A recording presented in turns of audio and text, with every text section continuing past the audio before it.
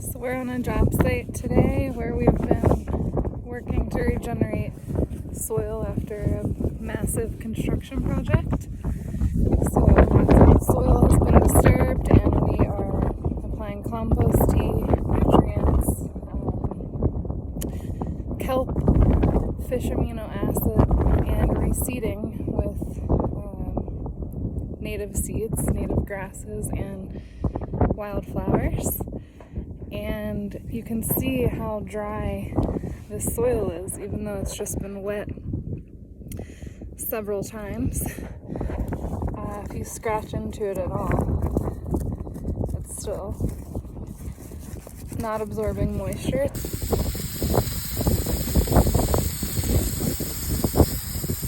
It's not porous, it's so compacted. So with the microbes, applying the microbes should create more pores, should help with erosion control. And yeah, so let's wet it one more time and get to seeding.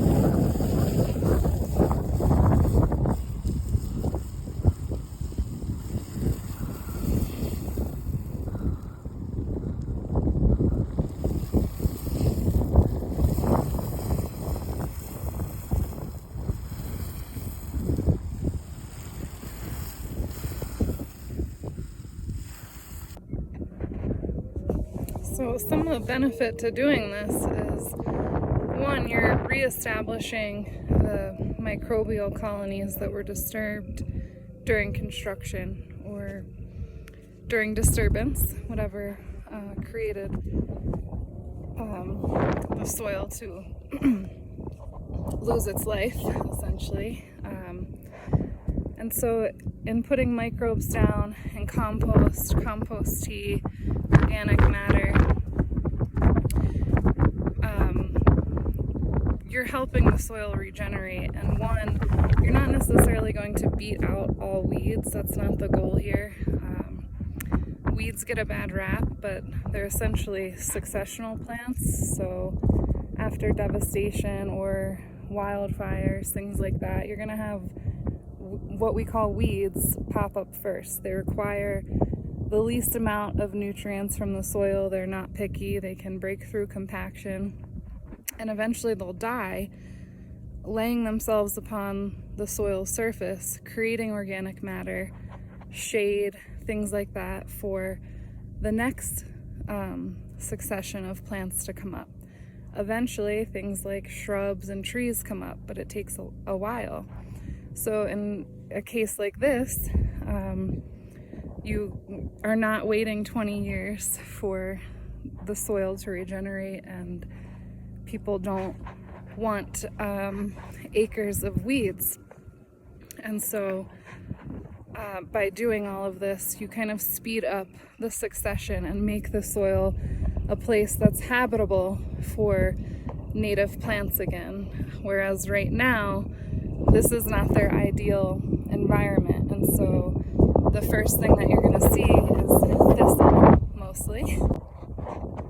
So this area, we had done several rounds of nutrients with actually a couple years of nutrients, and hydro seeded it, I guess 2, maybe 3 years ago.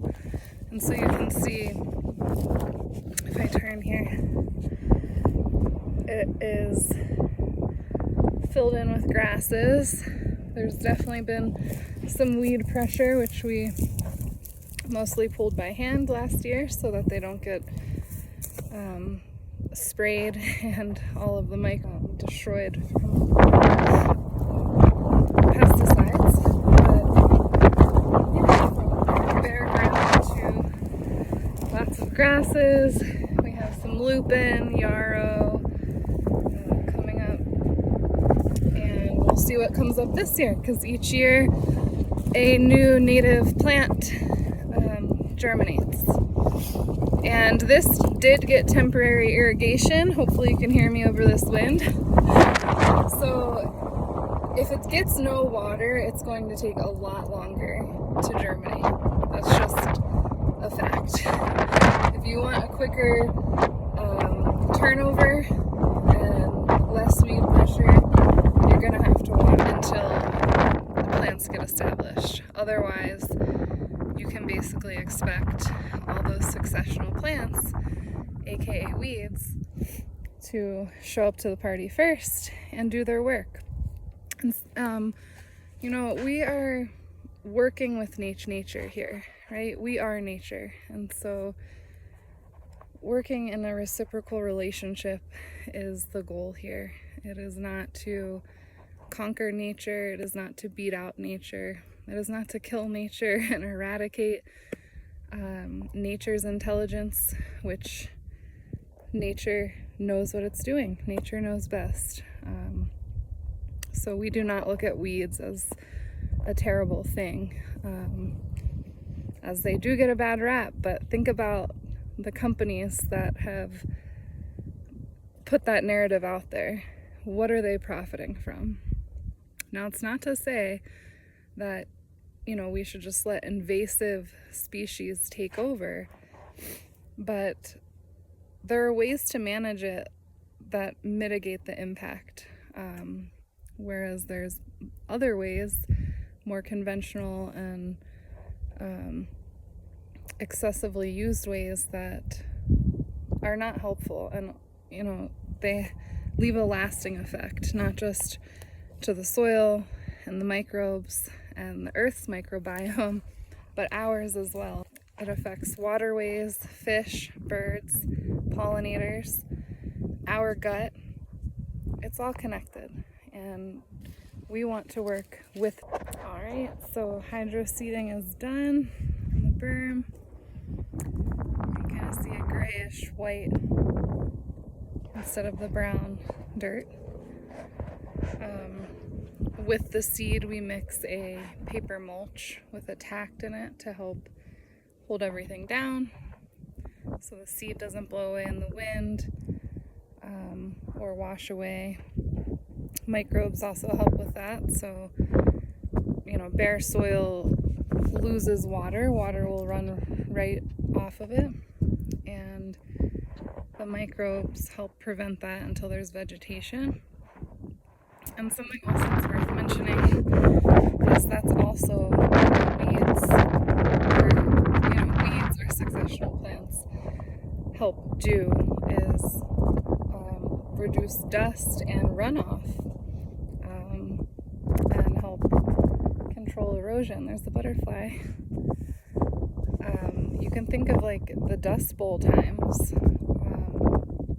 when there's so much exposed soil. It just blows off in the wind. You're constantly losing your topsoil. You're losing it when it rains. It runs downstream or washes away down drains. And so weeds have their purpose, is basically what I'm saying, until other plants and vegetation are able to come in. And again, why it's so important to take care of the soil, because bare soil heats up way faster,